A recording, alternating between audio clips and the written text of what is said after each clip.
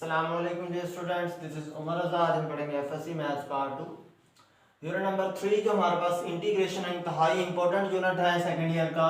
इसमें हमारा जो टॉपिक है वो है रूल्स ऑफ इंटीग्रेशन। हमारा जो प्रीवियस लेक्चर था उसमें हमने पढ़ा था इंट्रोडक्शन ऑफ इंटीग्रेशन। इंटीग्रेशन का जो मेन इंट्रोडक्शन था इंटीग्रेशन का, वो मैंने आपको बताया था कि इंटीग्रेशन क्या चीज़ होती है, इसकी डेफिनेशन क्या होती है, जब कौन से फंक्शन आए हमने उसकी इंटीग्रेशन किस तरह से करनी। आज उसके कुछ इंपॉर्टेंट रूल्स हैं। रूल्स अगर आप सीख जाएंगे तो इंटीग्रेशन करने में आपको इंतहाई आसानी होगी। ये वाला लेक्चर और प्रीवियस लेक्चर, मैंने आपको प्रीवियस लेक्चर में कहा था कि मेरा ये वाला लेक्चर और नेक्स्ट लेक्चर देखें, और आज मैं कह रहा हूँ कि मेरा ये वाला लेक्चर और जो इंट्रोडक्शन ऑफ इंटीग्रेशन है, ये दोनों लेक्चर अच्छी तरह से सुने। आपको एक्सरसाइज अगर आप 30% भी करेंगे तो आपको क्वेश्चन आते जाएंगे। इंतहाई इंपॉर्टेंट ये दो मेरे लेक्चर हैं। तो बिना टाइम वेस्ट किए हम लेक्चर को स्टार्ट करते हैं। देखें, जो हमारे पास रूल नंबर 1 है,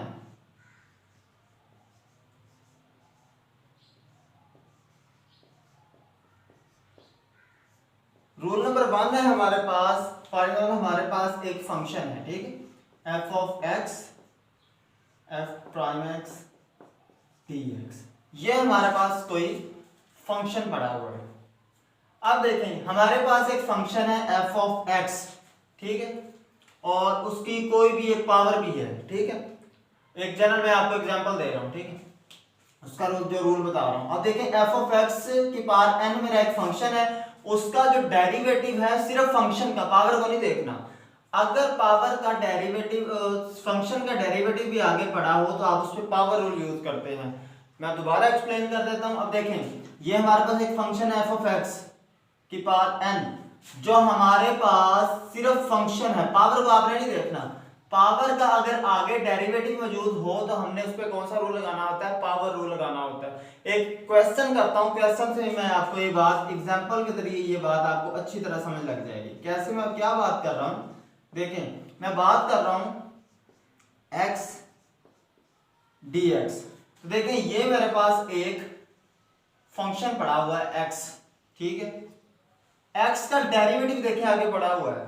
अब देखें, जिसके साथ कुछ नहीं होता 1 होता है। देखें, इसको हम इस तरह भी लिख सकते हैं x डॉट 1, क्योंकि x को 1 से मल्टीप्लाई करने में फर्क पड़ेगा? बिल्कुल भी नहीं पड़ेगा।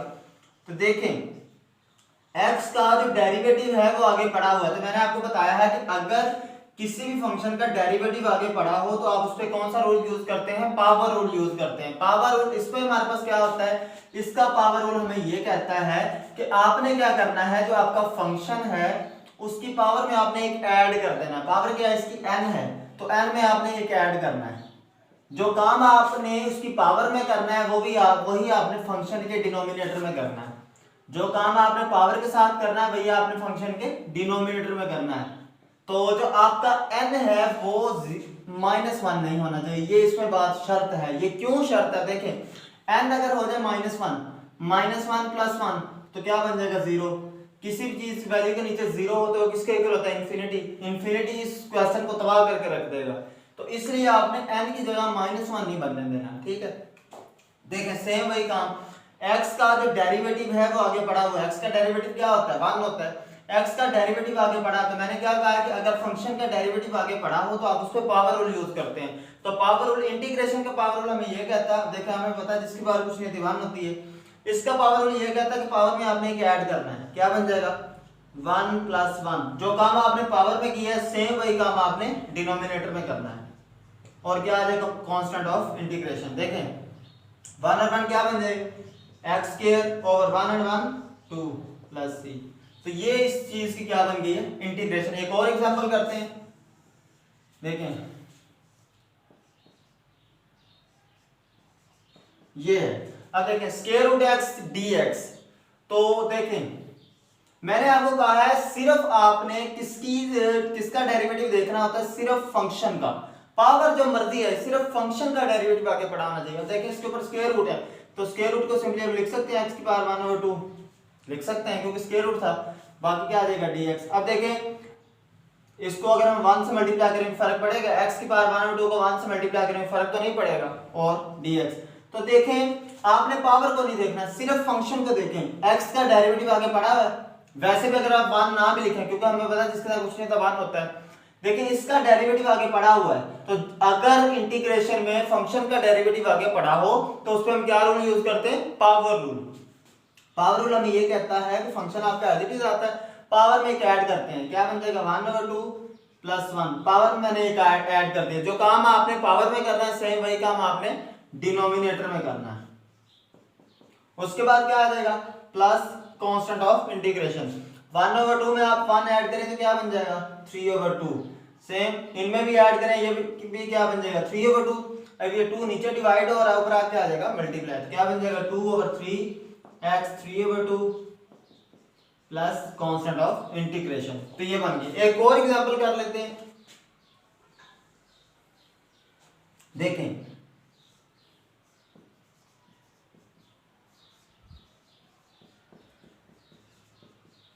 ये है मेरे पास। अब देखिए अगर हम देखेंगे तो देखने में ये आपको ऐसा लग रहा है कि बहुत मुश्किल है, लेकिन अगर आप इसको इससे कंपेयर करें, देखें जहां पे x आ रहा था वहां पे मेरे पास क्या है 10x आ गया।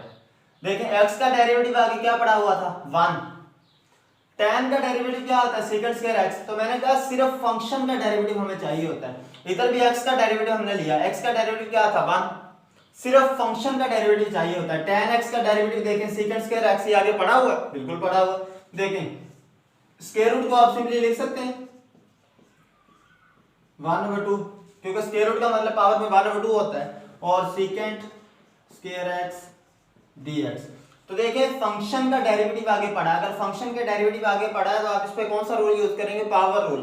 आपका फंक्शन एज इट इज आ जाएगा, पावर में एक ऐड करना है 1/2 में एक ऐड करेंगे 1/2 + 1, जो काम आपने पावर में करना है सेम वही काम आपने डिनोमिनेटर में करना है, प्लस कांस्टेंट ऑफ इंटीग्रेशन 1/2 और 1 कितना बन जाएगा 3/2, सेम इधर ही 1/2 में 1 ऐड करें कितना बन जाएगा 3/2। अब ये 2 नीचे डिवाइड और ऊपर आके आ जाएगा मल्टीप्लाई हो जाएगा 2/3 10x 3/2 plus constant of integration. तो देखिए इंतहाई आसान चीजें हैं, ये था हमारा रूल नंबर 1।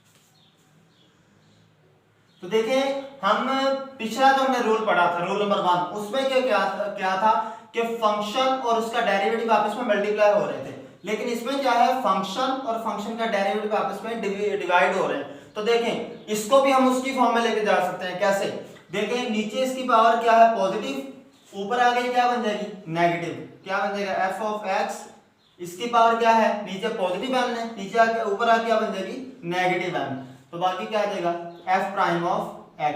तो देखें दोबारा हमने इसको वही फॉर्म बना लिए। देखें फंक्शन का डेरिवेटिव आगे पड़ा हुआ हो तो हम क्या यूज करते हैं पावर रूल यूज करते हैं। तो देखें पावर जो मर्जी हो, फंक्शन f(x) का डेरिवेटिव देखें f'(x) आगे पड़ा तो इसमें हम कौन सा रूल यूज करेंगे पावर रूल। इसका पावर रूल हमें यह कहता है कि आपका जो फंक्शन है उसकी पावर में आपने क्या करना है एक ऐड करना है, माइनस n में आपने क्या करना है एक ऐड करना है -n+1। सेम जो काम आपने पावर में किया होता है वही काम आपने डिनोमिनेटर में करना है, क्या बन जाएगा -n+1 plus constant of integration. अब आपका जो n है वो +1 नहीं होना चाहिए, क्यों, अगर n हो जाए +1, देखें n की जगह हम लिख सकते हैं n की जगह सॉरी n हमारे पास आ जाए +1, तो देखिए माइनस प्लस माइनस n की जगह आ जाए +1, माइनस प्लस माइनस -1 + 1 क्या बन जाएगा 0, तो इसके नीचे अगर 0 आ जाए तो ये क्या बन जाएगा इन्फिनिटी, क्वेश्चन हमारा डिस्ट्रॉय हो जाएगा। इसलिए आपने n की जगह 1 नहीं बनने देना, ठीक है। ये मेरी जनरल फॉर्म थी, इसके मैं आपको एग्जांपल भी दे देता हूं।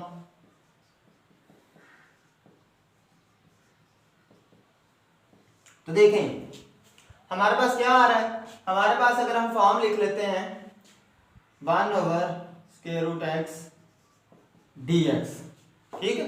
देखें 1 over square root x dx। अब देखें इंटीग्रेशन 1 ओवर स्क्वायर रूट को हम लिख सकते हैं x की पावर 1 ओवर 2। स्क्वायर रूट का मतलब क्या होता है, पावर में 1 ओवर 2। नीचे इसकी पावर पॉजिटिव 1 ओवर 2, ऊपर आ क्या बन जाएगा ये नेगेटिव 1 ओवर 2।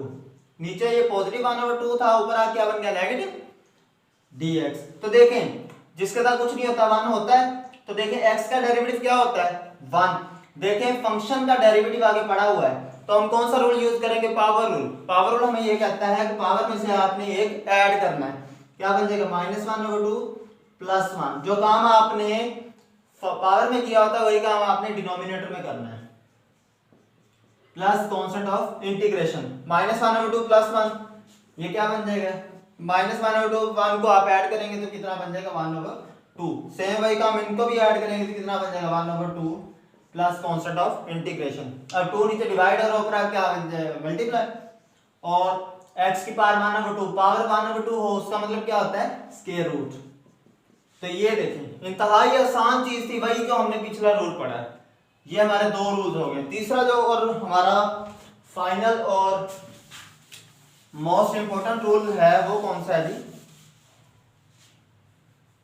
ये जो रूल है ये सेकंड रूल से मिलता जुलता है। देखिए मैं आपको बताता हूं, f prime of x over f of x। अब आप मुझसे पूछेंगे सर ये तो वही रूल है जो आप अभी करके आए, लेकिन आप गौर करें उसके ऊपर मेरे पास कुछ पावर आती थी डिनोमिनेटर में, पावर पे डिनोमिनेटर पे जो फंक्शन पढ़ा था उसकी पावर होती थी, लेकिन इसमें पावर नहीं होगी। ठीक है, समझ लगी बात की।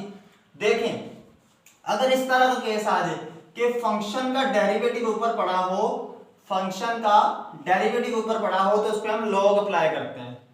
कैसे, फंक्शन का डेरिवेटिव अगर ऊपर नॉमिनेटर में पड़ा हो तो उस पर हम लॉग अप्लाई करते हैं। देखिए f ऑफ x का डेरिवेटिव क्या होता है f प्राइम ऑफ x। तो देखिए f ऑफ x का डेरिवेटिव ऊपर पड़ा हुआ तो इस पे हम कौन सा रूल यूज करेंगे, इस पे लॉग अप्लाई करेंगे।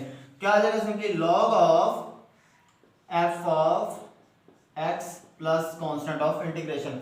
अब देखें क्वेश्चन रेज होता है कि मैं यहाँ पे मोड का साइन क्यों यूज कर रहा हूँ, यहाँ पे ब्रैकेट्स भी यूज कर सकता था। क्यों, क्योंकि जो आपका लॉग होता है ये नेगेटिव के साइन को एक्सेप्ट नहीं करता। लॉग आपका नेगेटिव के साइन को एक्सेप्ट नहीं करता। हमें इसकी डोमेन का नहीं पता कि इसकी डोमेन नेगेटिव है या पॉजिटिव है। अगर इसकी हमें डोमेन कंफर्म होती कि इसकी डोमेन पॉजिटिव ही है तो आप इसमें ब्रैकेट यूज कर सकते थे। अब हमें नहीं पता इसकी जो डोमेन्स हैं वो नेगेटिव है पॉजिटिव है, हमें नहीं पता, इसलिए हमने इधर कांस्टेंट का साइन यूज किया है। समझ लगी बात की, इसलिए हम ये कांस्टेंट का साइन यूज करते हैं।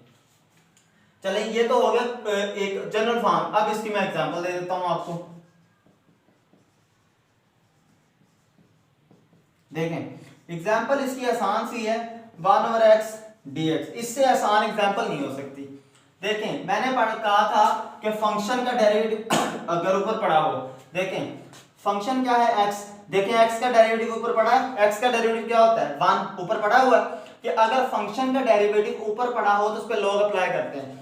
x का डेरिवेटिव ऊपर पड़ा तो क्या आ जाएगा लॉग ऑफ फंक्शन क्या है x plus constant of integration. इंतहाई आसान चीज है, थोड़ा सा हम इसको मुश्किल करते हैं। देखें integration of cot x dx, ठीक है। देखें इंटीग्रेशन ऑफ cot का फॉर्मूला क्या होता है, cot हमने ट्रिग्नोमेट्रिक फॉर्म्स पढ़ी है, cot किसके इक्वल होता है cos ओवर sin के, ऐसे क्या cot किसके इक्वल होता है cos ओवर sin। अब देखें sin का डेरिवेटिव क्या होता है cos, sin x का डेरिवेटिव क्या होता है cos x।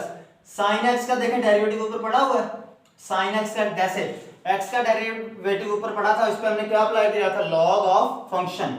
यहां पे भी क्या है फंक्शन का डेरिवेटिव ऊपर पड़ा है, sin x का डेरिवेटिव ऊपर पड़ा तो क्या आ जाएगा log of sin x plus constant of integration. थोड़ा सा और इसको कर लेते हैं, एक और एग्जांपल कर लेते हैं, integration of tan x dx।